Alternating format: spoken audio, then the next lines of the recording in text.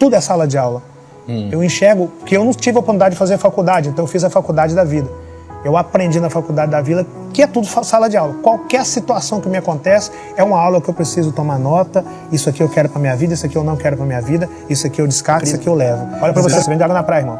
Você tá no sub do subemprego, tá querendo discutir crise comigo, aí o cara começou a me bater. E naquele momento ali, eu demonstrei a resposta dessa pergunta que você tá me fazendo. Qual era o diferencial do Rick ali? Por que a galera não consegue? Porque eu tinha muito controle emocional. Sem controle emocional, cara, você não aguenta um Maracanã lotado te vaiando. Você não volta no outro jogo, você fala, cara, não é pra mim. Eu não mereço isso, eu não sou isso aí. Com controle emocional, você fala, é isso mesmo, cara. Se eu não quiser essa vaia, eu que melhoro no meu bastidor e volto no outro jogo, faço melhor do que isso. Bom, primeiro assim, foi uma preparação involuntária, né? Porque quando se nasce na condição que eu nasci, o sucesso nosso é outro. Não pegar num fuzil já é ser bem sucedido. Não ser o próximo corpo estendido no chão já é ser bem sucedido. A sua mãe não ter que te visitar em uma penitenciária já é ser bem sucedido. Os nossos primeiros milhões é isso. Sair da fome, da miséria, da escassez, isso já é milhão na conta para quem nasceu na realidade que eu nasci. Então tem duas maneiras de ser milionário. Uma delas é propriamente tendo R$1 milhão em nota lá na sua conta. Outra é nascer na condição que eu nasci e chegar aos 40 pela porta da frente, sem ter pisado na bola comigo mesmo e ter proporcionado ao meu pai aquilo que eu não queria que a minha filha proporcionasse a mim. Então era o primeiro milhão. E eu passei muita dificuldade na vida. E um dia eu cismei que eu queria comer carne, só fazendo um link rápido, como eu comecei. À vontade. Eu cismei isso aos 7 anos de idade que eu queria comer carne, né? Porque a minha condição era muito adversa. Meu pai comprava o básico e o básico nem sempre vinha o que a galera comia, né? Era o básico mesmo, macarrão, feijão, arroz. A ideia era matar a fome e não satisfazer a vontade, né? Você vai comer o que tem e ser grato por ter aquilo na mesa. E aí um dia eu tive curiosidade de conhecer carne. E aí eu perguntei na escola, os meus amigos estavam falando sobre carne, o que era aquilo, eles riram de mim. E aí quando alguém ri de você, você tem duas possibilidades. Achar, cara, realmente eu sou um bobo mesmo, achando que carne é pra mim. Ou fazer daquilo uma injeção de ânimo e falar, peraí, cara, por que estão rindo de mim? Por que alguém tem acesso a algo que eu não tenho? Eu fui para a segunda opção. Fui para casa, perguntei para minha mãe o que era carne. Ela falou, carne é uma parada, me explicou o que era e falou que não fazia parte do cardápio básico de quem nasceu na realidade que eu nasci. E aí eu falei, e o que eu tenho que fazer, mãe, se eu quiser conhecer essa tal carne? Ela falou, você tem que ter dinheiro. E para ter dinheiro você tem que trabalhar. Só que você tem 7 anos de idade, ninguém vai te empregar nessa idade. Eu falei, não, mãe, então não tem problema. É só eu trabalhar que eu chego a esse tal dinheiro e eu chego a carne. Ela falou, não, se você chegar no dinheiro, você chega o que você quiser, inclusive carne. E aí eu falei, tá, então eu vou trabalhar. E aí plantei minha primeira horta com meus irmãos, que era o que dava para fazer no lugar que eu tava. Plantar uma horta mesmo de alface, couve, almeirão. E aí fui pra rua vender alface. Consegui comer meu primeiro pedaço de carne. Só que quando eu comi meu primeiro pedaço de carne, eu tinha lembrado que na minha rua tinha um cara que tinha um quichute. Você lembra do quichute? Usei. Pois é. E aí esse garoto tinha um quichute, eu não tinha. E aí eu percebi que se eu conseguia comprar carne, eu conseguia também comprar o quichute. E aí quando eu cheguei no quichute, eu vi que eu dava para comprar também a conga, que era acima do quichute. Eu comecei a entender que bastava eu ter um desejo e disposição para fazer qualquer coisa dentro de um viés de honestidade para alcançar aquele desejo. E eu descobri isso na venda aos 7 anos de idade. Não é que eu queria ser vendedor, eu queria comer carne. Só que quando eu consegui vender alface, couve e almeirão, o mundo me apresentou na tora a venda. E aí eu comi carne, eu calcei quichute, eu calcei a conga e aí eu descobri que a mágica era essa. Eu traço um objetivo, eu traço um planejamento para alcançar esse objetivo. E aí comecei a sonhar outras coisas, ter minha roupa própria, comprada nova, porque eu nasci numa realidade onde meu irmão mais velho, a roupa era comprada para ele, depois a roupa passava para minha irmã, depois essa mesma roupa passava para mim, e eu tinha que cuidar dessa roupa porque eu tinha mais 2 irmãos mais novos do que eu. Então, na realidade que eu nasci, a roupa vai trocando de pessoas dentro de casa. Não se compra roupa nova para todo mundo. E aí eu falei, quero comprar as minhas. E aí eu comecei a vender. Pitangui, no lugar que eu nasci, em Minas. De lá eu mudo para Belo Horizonte. Falei, cara, numa cidade maior eu vou ter mais possibilidade. Quando eu desci na rodoviária de Belo Horizonte, eu pensei, caraca, tem gente pra caramba, vou vender verdura pra caramba nisso aqui. E aí eu percebi que dava pra fazer outras coisas em Belo Horizonte. E aí depois eu me mudo pro Rio de Janeiro pra vender bala no trem, pra vender água na praia. E aí vendendo água na praia, num dia comum, com a minha caixa de isopor. Eu sempre muito observador, falo pra caramba, né? Então o dia que eu entendi a necessidade real do conhecimento, e eu vi que o meu tempo estava passando, eu falei, cara, eu tenho menos tempo para chegar. Eu vou ter que ter 10 vezes mais empenho. Aí nessa época eu cheguei ali 4 livros por semana, porque eu tinha que fazer mais.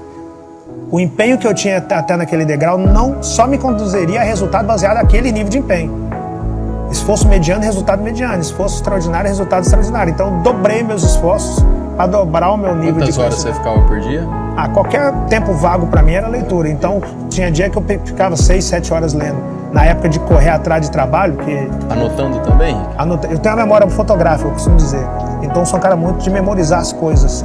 Eu sei, por exemplo, quem estava em campo na seleção de 70. Carlos Alberto, Blito, Rodolfo, Tostão, Piazza, Pelé, Rivelino, Gesserzinho, Félix e Everaldo.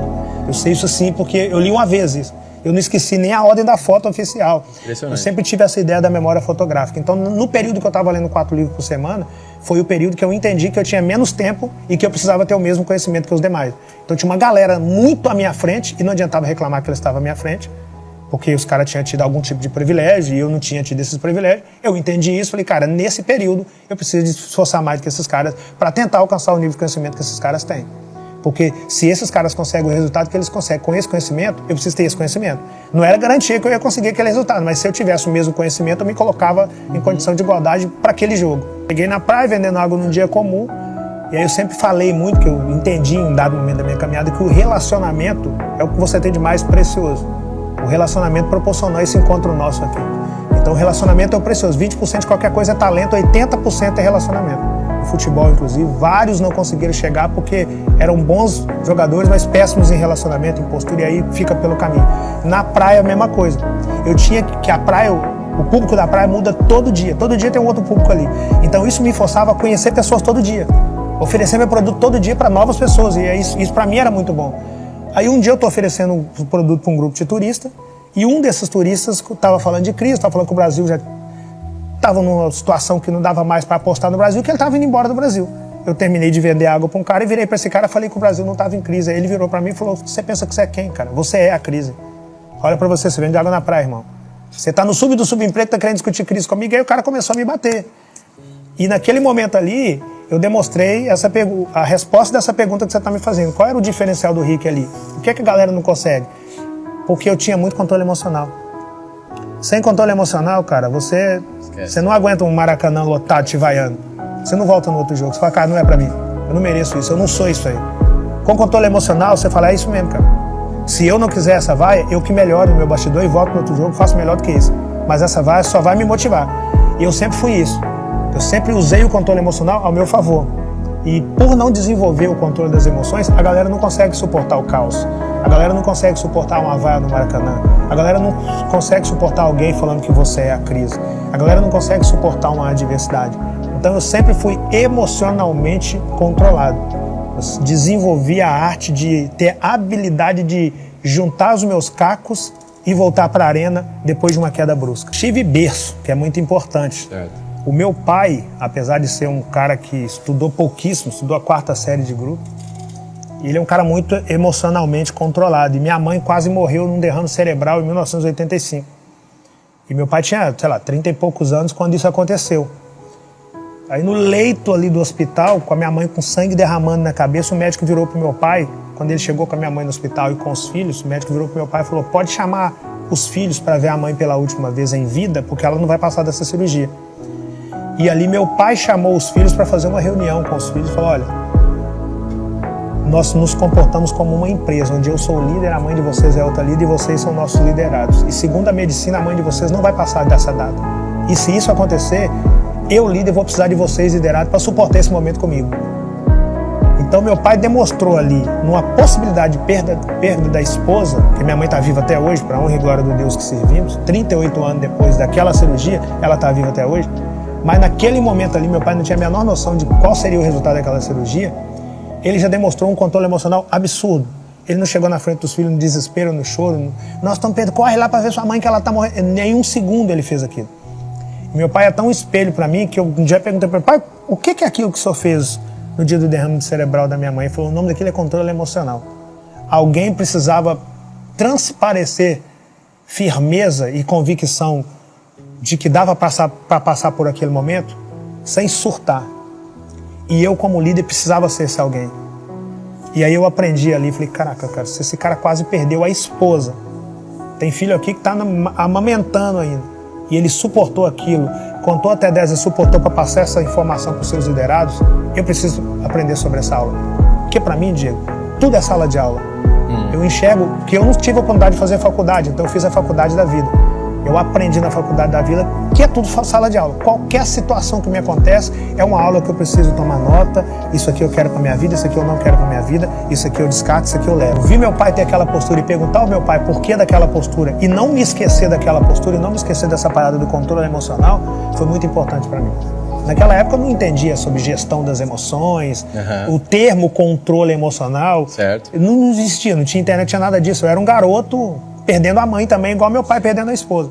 Mas ver meu pai estar emocionalmente controlado na possibilidade de perder uma esposa num hospital público me levou a fazer também gestão das emoções.